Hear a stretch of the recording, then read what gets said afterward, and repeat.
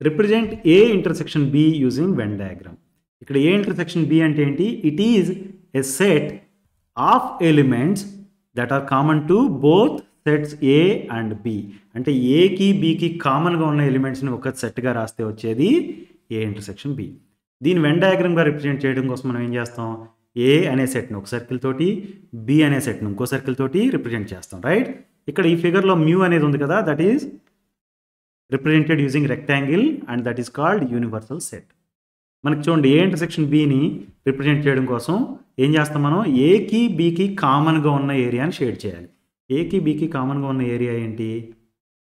నేను షేడ్ చేస్తున్న ఏరియా మీరు చూడండి, రైట్?